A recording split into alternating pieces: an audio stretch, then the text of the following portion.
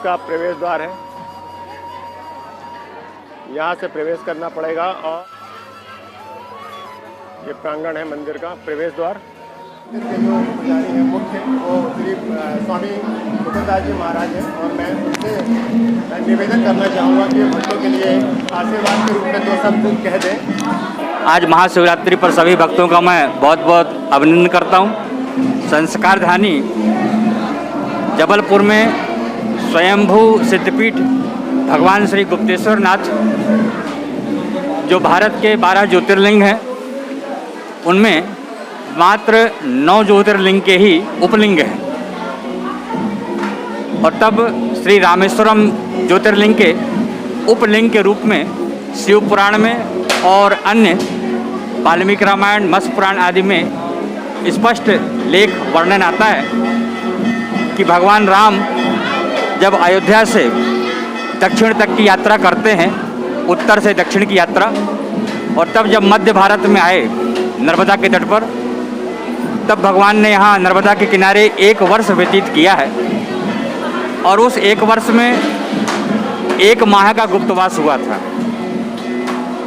पास ही चित्रकूट धाम के पहले करबी के पास जैतवाड़ा स्टेशन है, वहाँ पर सुतीक्ष्ण आश्रम है। आज भी सरभंग आश्रम, सुतीक्ष्ण आश्रम, धारकुंडी और वहाँ सुतीक्ष्ण के आश्रम तक भगवान जब आए, वहाँ संतों के साथ भगवान राम, लक्ष्मण और जानकी जी का सत्संग हुआ, मिलन हुआ। और उसी समय में, उसी सत्संग के बीच में महर्षि जाबाली उस सत्संग में शामिल थे।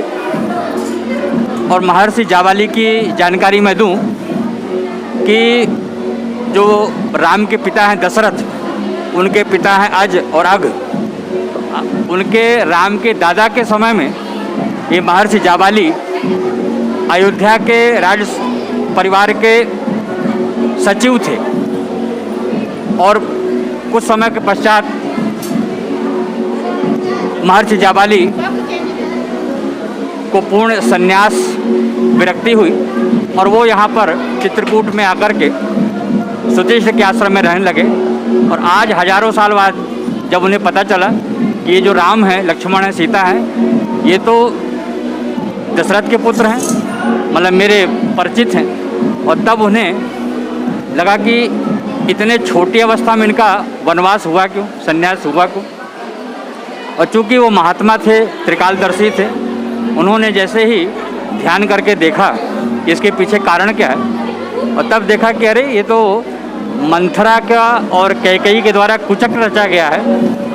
और राजा दशरथ अपने 2 वरदान में बाध्य थे, बंधे हुए थे, इसलिए उन्हें सत्य का बोध नहीं है, असलियत नहीं पता है। और मंथरा और कैकेयी ने अपनी चाल खेल दी है। और तब उसी सभा में महर्षि जाबाली खड़े होते हैं और भगवान को समझाने का प्रयास करते हैं। और तब भगवान राम महर्षि जाबाली से कहते हैं कि आज तुम हजारों सालों से जिस लक्ष्य के लिए, जिस ईश्वर की प्राप्ति के लिए तपस्या कर रहे हो, वो तुम्हारे सामने खड़े हैं और तुम मोह माया और यहाँ वहाँ की बातें कर रहे हो। और तभी दिव्य दृष्टि दी जाती है भगवान राम के द्वारा और जाबाली देखते हैं कि सशंक चक्रम सकृत कुंडलम सपीत वस्त्रम सरसीर वीक्षणम, चतुर्भुज के रूप में हमारे सामने तो श्री हरि नारायण बैठे हैं और मैं इनको समझा रहा हूँ।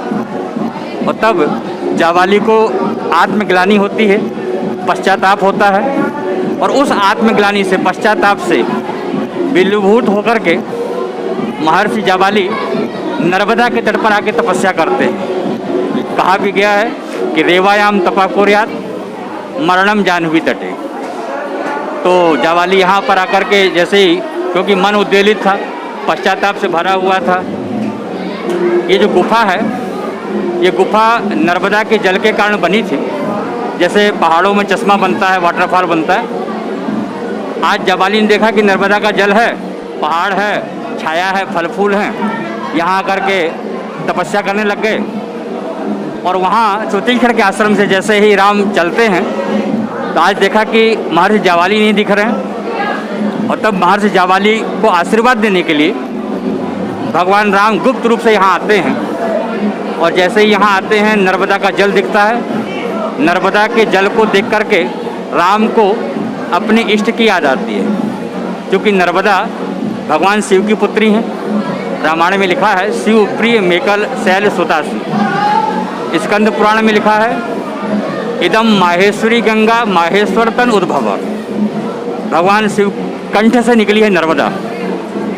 और तब भगवान राम लक्ष्मण इस गुफा के अंदर जाते हैं और फिर इच्छा होती है कि क्यों ना हम गुप्त रूप से ये यात्रा हुई, इसमें भगवान शिव की आराधना कर लें, साधना कर लें। और तभी राम लक्ष्मण मिलकर के वो जो वहाँ मुरुम है, रेत है, उसका शिवलिंग बनाते हैं, भगवान शिव का आह्वान करते हैं और करपात्री होकर के नर्मदा के जल से 1 माह तक भगवान का अभिषेक किया है।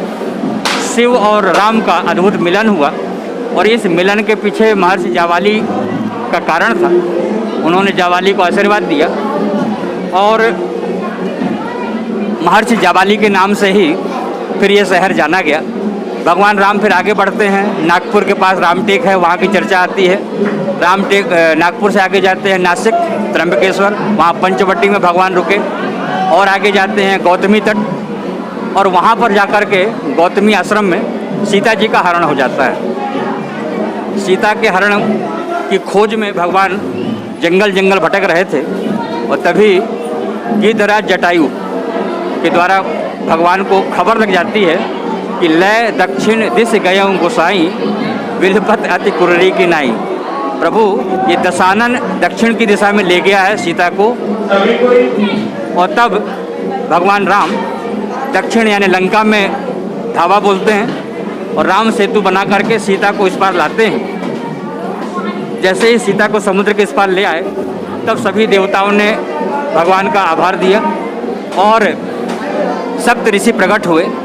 सप्त ऋषियों ने भगवान से कहा कि आपके इष्ट शिव के द्वारा सीता मिल गई हैं, तो अब शिव का आप अभिषेक करिए, पूजन करिए। और तब राम को लगा कि ये समुद्र की जो रेत है, अथाह रेत, इसमें मैं कैसे शिवलिंग बनाऊं। और तभी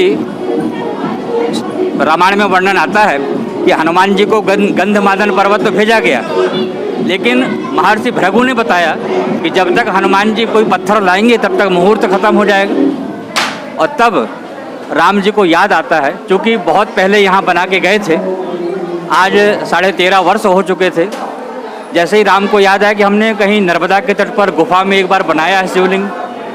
और तब शिव पुराण में लिखा है, अभी आप उस बोर्ड में पढ़ेंगे, शिव पुराण में कोटि रुद्र संहिता में स्पष्ट श्लोक आता है कि नर्मदायाम प्रसिद्धम तटे तत्सर्वपापहरम स्मृतम रामेश्वराज यज्जातम गुप्तेश्वर में स्मृतम। कि नर्मदा के तट पर गुफा में हमने एक बार शिवलिंग बनाया था और जैसे ही याद किया तो वैसे ही वहाँ भी उस रेत के शिवलिंग बनाए।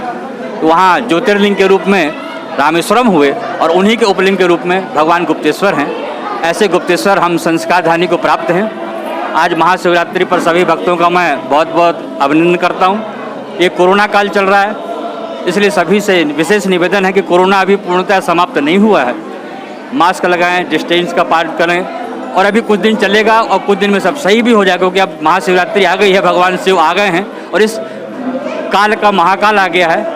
पूर्ण संकट से हमें निवारण मिलेगा। इन्हीं शब्दों के साथ हर हर महादेव, ओम नमः शिवाय।